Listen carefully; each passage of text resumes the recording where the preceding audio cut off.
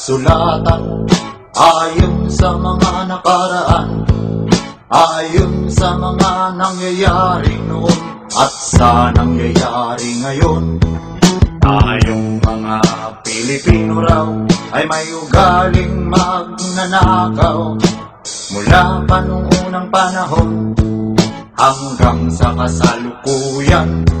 Ito kaya'y totoo, ito kaya'y nangyayari, ito kaya'y nangyayari noon, nangyayari din kaya ngayon.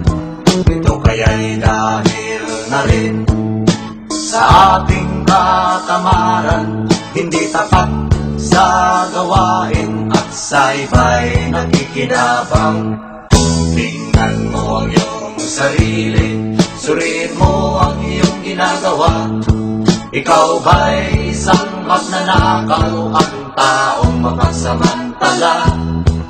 Hindi nagpapawis, hindi lumuluha, ginagamit ang galing sa hindi tamang gawa.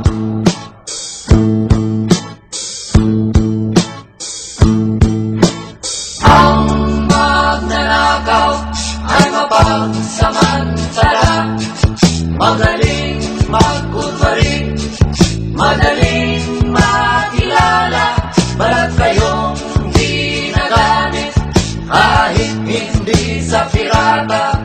Magnanakaw pa rin ang nakikita sa kanya.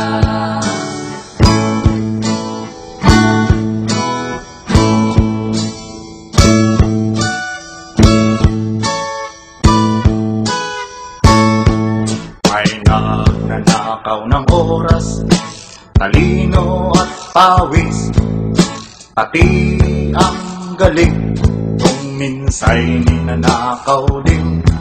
Ano kaya ang dapat gawin? Ngayong alam na natin, dahil na rin ba sa katamaran, hahayaan na lang ba natin? Tingnan mo ang iyong sarili, suriin mo ang iyong ginagawa.